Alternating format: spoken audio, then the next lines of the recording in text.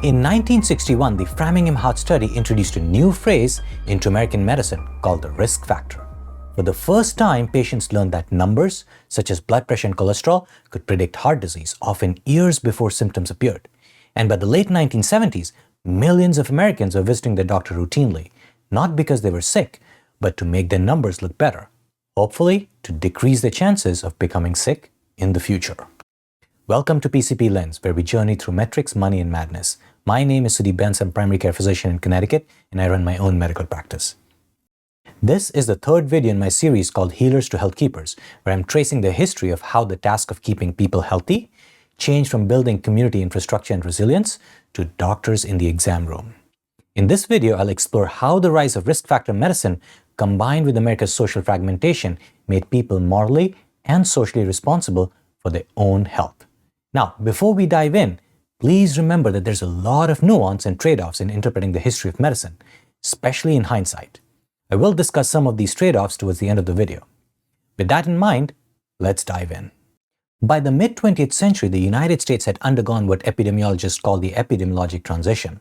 Infectious disease declined dramatically due to improvements in sanitation, living conditions, and vaccines. In this new era, chronic conditions like heart disease, stroke, and diabetes became the dominant cause of morbidity and mortality. However, these chronic diseases developed silently over decades, and there was no obvious intervention point until you got sick. And this created a conceptual problem. When do you intervene to prevent these heart attacks and strokes? The answer emerged from a small town outside Boston called Framingham. In 1948, researchers launched the Framingham Heart Study, which followed thousands of healthy residents to identify how to predict the future risk of heart attacks. This study, for the first time in medical history, allowed researchers to quantify how traits like blood pressure, cholesterol numbers, and smoking habits translated into risk of disease over time. And the term risk factor became a household term. The concept of risk factor transformed medical thinking. Health now was no longer a binary state, that is, sick or well. Health became more of a probability distribution, that is, a spectrum of future disease risk. And as a result, you could say that everyone became pre-sick. Another way to look at this concept is using the simplified flowchart model on the slide. This model shows that most chronic diseases arise from social determinants of health, which then impact lifestyle factors leading to the risk of disease, and finally causing the disease itself. The risk factors are the events in a person's life when we move backwards in time, as shown in the arrow just below the flowchart. The Framingham Heart Study forever changed the healthcare landscape, both for better and for worse. While it gave doctors the tools to decrease the risk of bad outcomes in individuals, it also led to the medicalization of everyday life, often by expanding the definition of disease for profit. I discussed the concept of how disease definitions can be expanded for profit in a prior video called What is a Disease? In the late 19th and early 20th centuries, it was common for grandparents, unmarried adult children, and sometimes even extended relatives to live under one roof. And this form of living arrangement is still pretty common in several parts of the world today. This arrangement was due to economic necessity. Survival relied on kinship networks to pool labor, especially to care for the elderly and children. Therefore, health and survival were embedded in taking care of each other in the community that you lived in, rather than just worrying about yourself. This interdependence made decision-making about work, housing, and care collective by default, generally at the community level. However, several events in the 20th century led to the systematic geographic dispersion of millions of people. A summary of these events is in the table below. And there are a lot of these events, and I could not fit them on a single slide to keep it even remotely readable. This table is available in the written version of the video on PCPLens.com if you're interested. This geographic dispersion had profound sociologic consequences. According to Robert Putnam's social capital, the network of relationships that enable collective action requires geographic proximity to function. When families were scattered across the country, communities lost their capacity to help each other, which had sustained previous generations through both health crises and economic hardship. Over time, due to this geographic dispersion, traditional institutions based on family and community failed to meet the individual needs. Isolated suburban families then increasingly turned to professional services and consumer products to solve problems that relatives and neighbors once helped out with. This made individual choice the primary mechanism for meeting all social needs. Also, the Cold War provided powerful ideologic reinforcement for this emerging consumer individualism. American policymakers explicitly contrasted individual consumer choice with Soviet central planning, making market-based solutions appear patriotic, while collective approaches felt un-American. Now, I'm not saying that central planning is better. Central planning, especially at the government level, the vast majority of time has worse outcomes. However, the unfortunate side effect of Cold War propaganda is that any form of collective action, even if it's at the community level, is generally considered a non-starter today. So we oscillate with one party that only follows market ideology without any consideration to any form of community infrastructure, while another that only performs central planning without any regards to free markets. All the while, the health of the people gets worse. And I'll leave you to guess which party is a free market ideologist and which one is the central planner. My guess is that it's not too hard to guess. Anyway, moving ahead. America was fueled by consumerism, migration, and Cold War politics in the 20th century. The deeply rooted founding ideals of personal liberty, self-determination, and individual choice therefore gained renewed cultural dominance during this time. Cultural hegemony is the dominant thought of the prevailing times.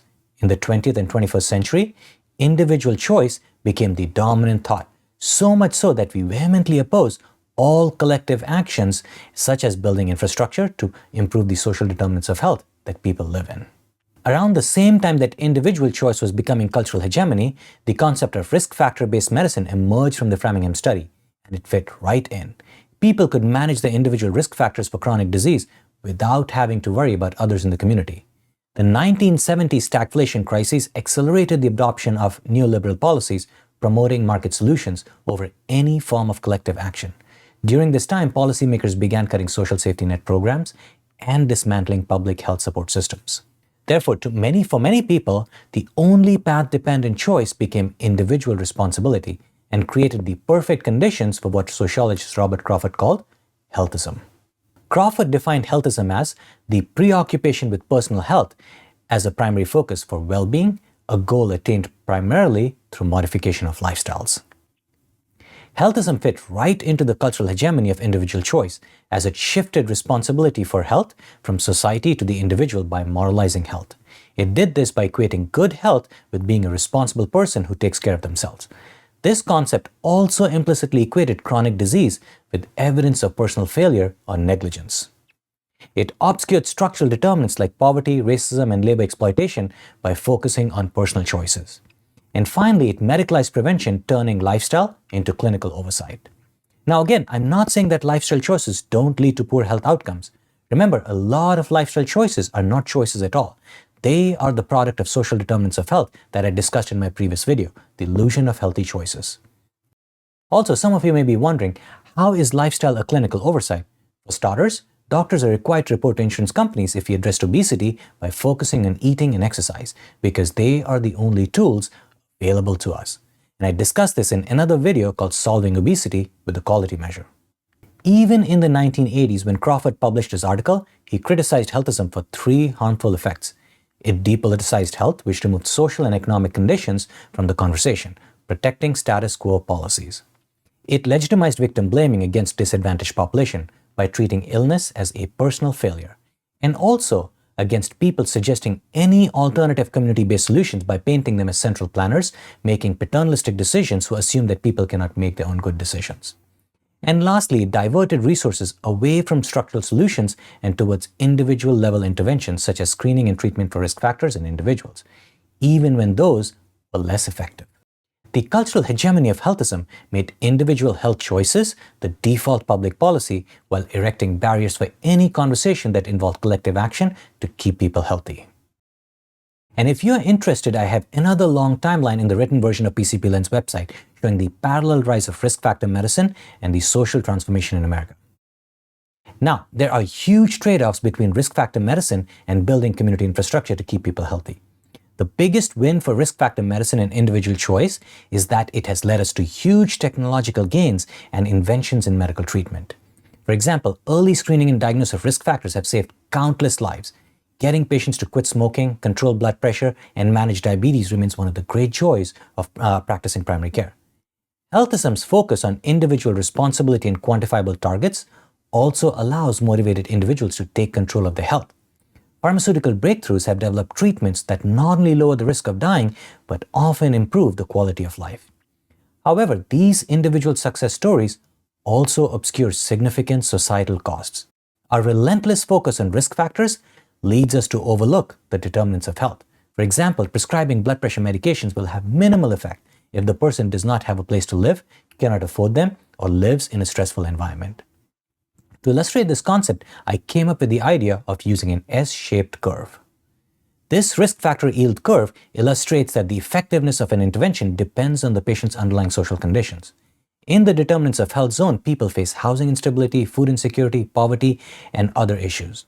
On average, people in this group will see less benefit from individual medical interventions to reduce the risk of future chronic disease. We may improve the risk factor numbers, but social barriers are much more likely to predict outcomes. Next is the zone of effectiveness. This is the sweet spot where people with stable housing, steady income, and basic security can benefit significantly from medical interventions and lifestyle modifications. And finally is the law of diminishing returns zone. Individuals in this zone face minimal barriers and major risk factors are already well controlled. Any more medical optimization will yield minimum gains in this group. Our current healthcare spending and quality metrics, including value-based care, assumes all patients exist in the middle zone. The central planners such as the government, large employers, and insurance plans ignore that many Americans live in conditions where it's very hard for individual medical interventions to overcome the structural barriers to health.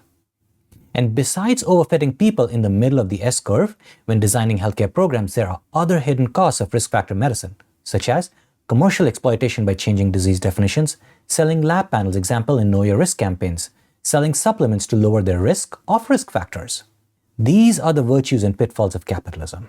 You get wonder drugs such as GLP-1s for diabetes and weight loss, but also junk supplements designed to extract money by scaring people. With the rise of risk factor medicine, our society is locked in path dependency, where we value individual data points more than the context of a person's life. In the 20th century, we started this by focusing on numbers such as cholesterol and blood pressure.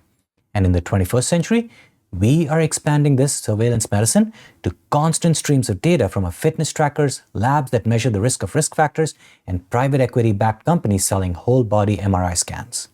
When we couple all this with consumerism, marketing, free speech, and individual choice, we are creating a society where everyone is pre-sick. You can find a written version with references to the material and audio podcast version on PCPLens.com. If you like this video, please sign up on PCPLens.com so that you don't miss the next episode when it's published. Thank you for watching this video. Take care and goodbye.